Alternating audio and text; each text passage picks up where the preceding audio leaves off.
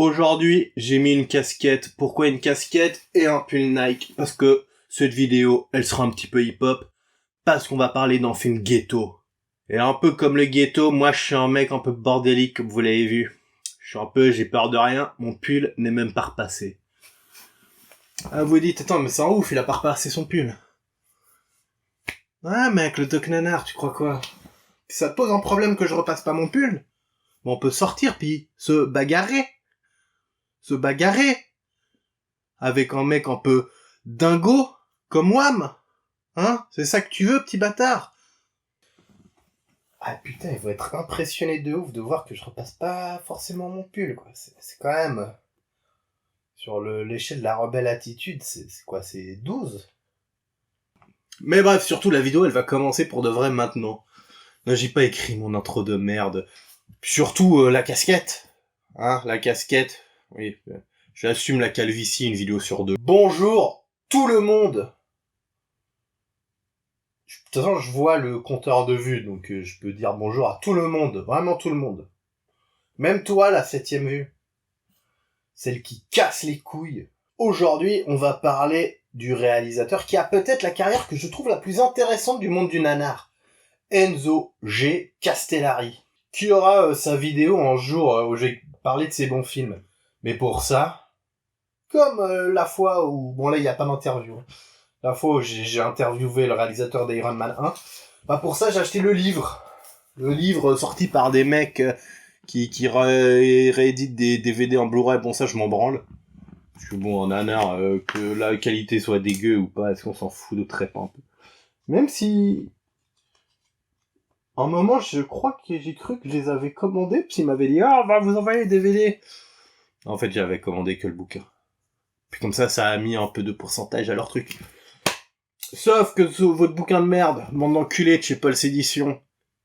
Moi, je croyais un petit truc pourri de 50 pages, hein. Les gars, ils ont sorti un bouquin de quasi 500 pages sur Castellari. Et je vais me le farcir. Je veux faire une bonne vidéo sur Castellari, lui rendre hommage pour de vrai. Je déteste les livres. Ils sont le malheur du monde. Ouais, maintenant je délire à mort sur George Eastman. Ouais, je hype les futurs contenus. Le marketing, les gars. Je disparais, je mets quelques images du film en parlant, parce que j'ai envie de lire un peu le texte. Alors après le succès des Guerriers du Bronx 1, le maestro... Ah, j'aime trop montrer ma tête maintenant, les gars, j'ai déjà trop d'ego.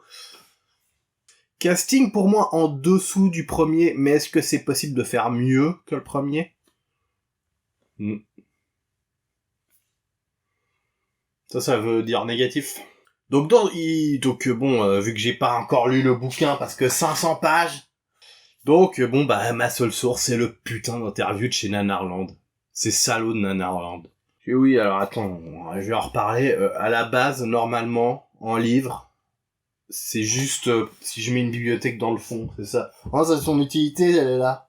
Oh, regardez, j'ai des bouquins qui parlent de cinéma que j'ai pas lu. Si vous regardez un youtubeur qui lit des bouquins sur le cinéma, vous allez voir des vidéos de Karim Debache.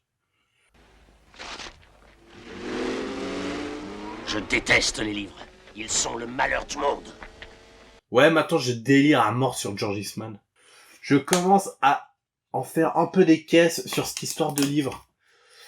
Donc si c'était pas marrant, mets-le en commentaire, allez, je suis un petit malin. Comment ça, fils de pute? Non, petit malin. Bon, bref. Interview de Castellari chez Nanarland. Je n'ai pas grand-chose à dire sur Les Guerriers du Bronx 2. C'est un film qui ne m'est pas personnel, et qui a été tourné uniquement pour profiter du succès du premier. Je ne l'ai pas revu depuis sa sortie, ce n'est qu'en revoyant le film 20 ans après à la projection de la Cinémathèque française, que j'ai fini par en comprendre l'histoire. Bon, après l'histoire des Guerriers du Bronx 2, vous verrez, pas compliqué de ouf.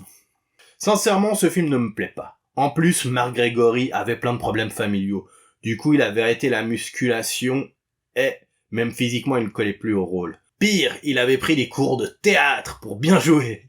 C'est pas vrai, il a pas dit ça. Rest in peace en plus, Mark Gregory. Donc, Castellari, il a complètement renié le film. En gros, le premier Guerrier du Bronx avait eu un vrai succès commercial. En même temps avec Fred Williamson, c'est normal. On le rappelle, Fred Williamson, nommé 3 fois aux Oscars de mon cœur. Ouais, donc ouais, malheureusement, on n'est peut-être pas sur une œuvre singulière du cinéma comme des fois on peut en trouver dans la série B et c'est totalement raté. Non, là, on est très clairement sur un film fait pour l'argent. Et en plus, le pauvre Mark Gregory, il avait perdu de la masse, quoi. Rien à foutre de ta dépression, rien à foutre de tes excuses, rien à foutre de ton petit cœur brisé. Le film doit pas se passer longtemps après le premier. Il commence avec l'évacuation forcée du Bronx par des mecs avec des costumes qui doivent pas être très chers. C'est les méchants et comme pour le premier, ils sont pas cool. Ça brûle des clodos. Allez, dégagez les lieux plus tôt. Éliminez-le.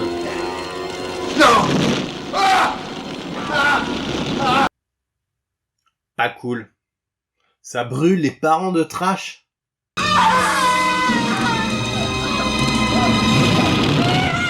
Pas cool. Bon après Trash, il reste badass malgré le deuil.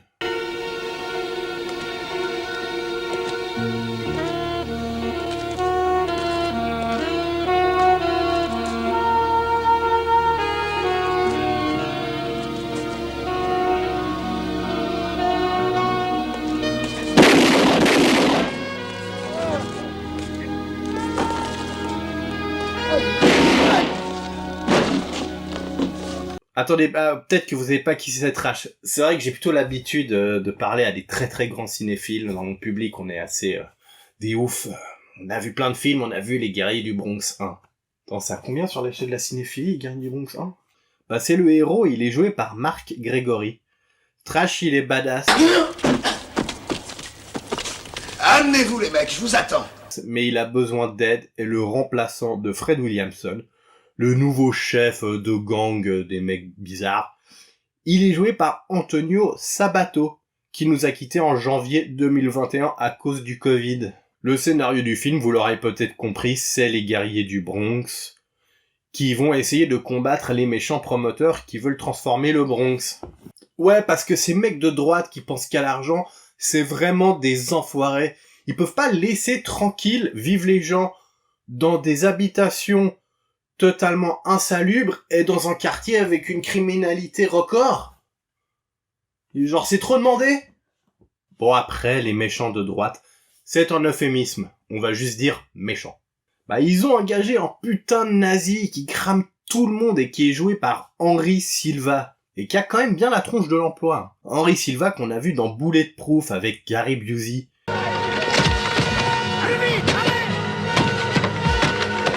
Rattrapez-le, vite!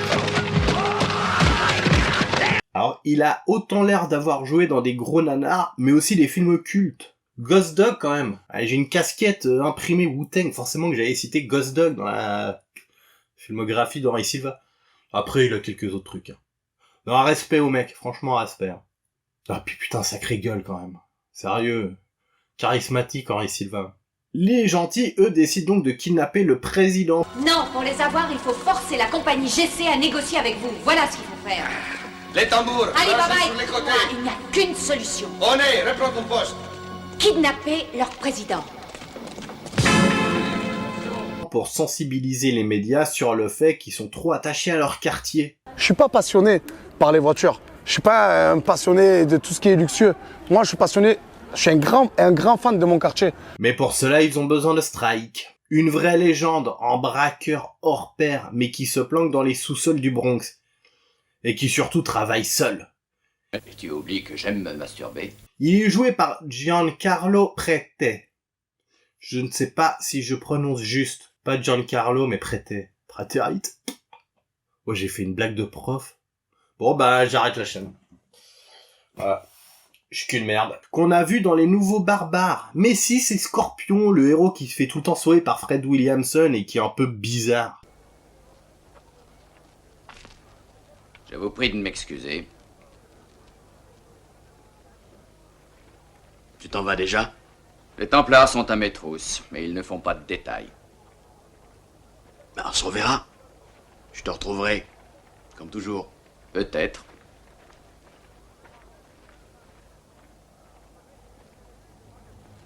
Bye. Merci, Nadia. Bye. Ah, bon, bah, j'y vais.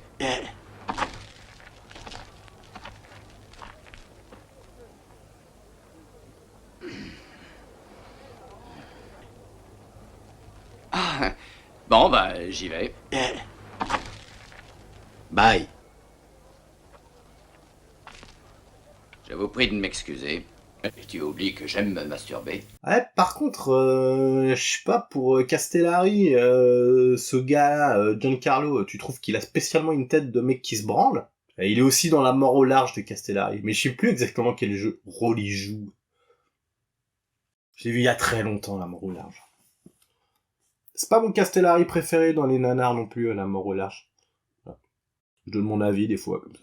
Le dernier personnage est une journaliste jouée par Valeria Dobici. Là encore, je suis pas sûr de la prononciation. Hein. Et donc, elle, qui est super de gauche et qui veut montrer au monde que Harry Silva, c'est un facho qui brûle des clodos et point important. T'en fais pas, Jay. Je suis une enfant du Bronx. Donc, comment tout ce petit monde de mecs ultra sympas vont sauver le Bronx de ces horribles capitalistes? Il est difficile à trouver. Non, mais je souhaite pour vous qu'il soit de bonne humeur. Pourquoi?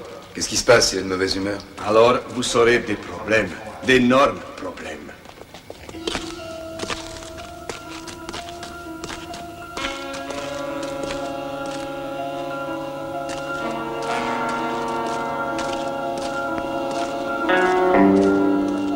Et regardez, là, c'est Marc Grégory, là, il est en train de se poser des questions.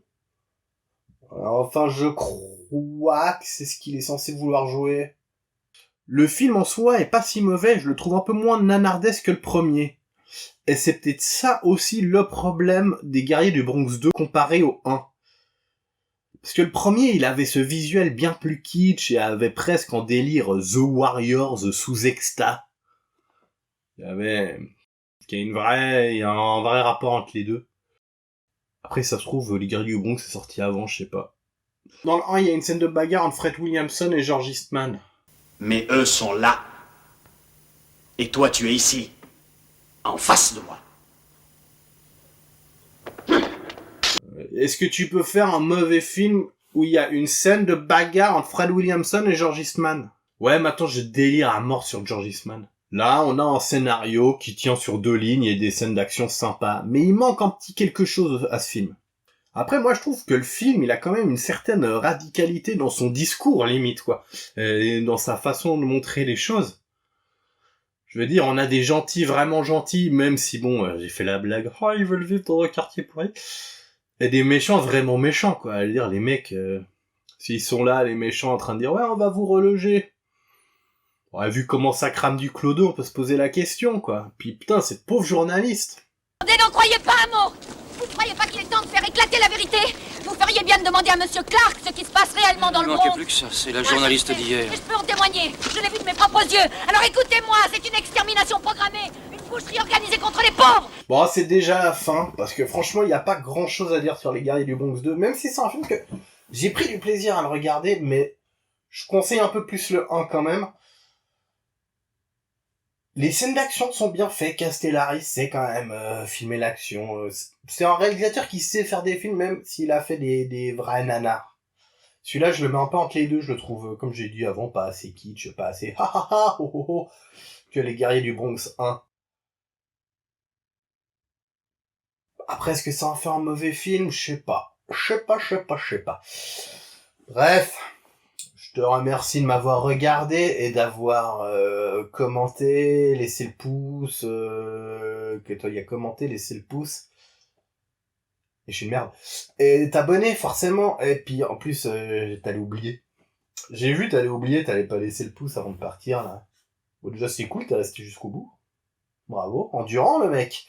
Bon, allez, on se quitte là. De toute façon, y a pas grand chose à dire sur les Guerriers du Bronx 2 quoi. Film sympa sans plus. On parlera de façon de Castellari et je ferai peut-être mon top de ses nanars, peut-être mon top de ses films de mes films que je préfère chez lui. J'ai aussi le Big Racket qui est moi, regardez tout ça. En gros, Si tu veux entendre quelqu'un parler de Castellari dans quelques temps, voire quelques années, vu comment je suis une sous-merde qui glande, abonne-toi! Ouais, attends, je l'ai dit 2 fois. Une fois pour rigoler, une fois en donnant une vraie raison, en vraiment essayant de faire pitié, parce que s'il te plaît, parce que si tu t'abonnes pas, eh ben je vais être obligé de sucer des bites d'autres youtubeurs plus connus que moi. J'ai pas envie.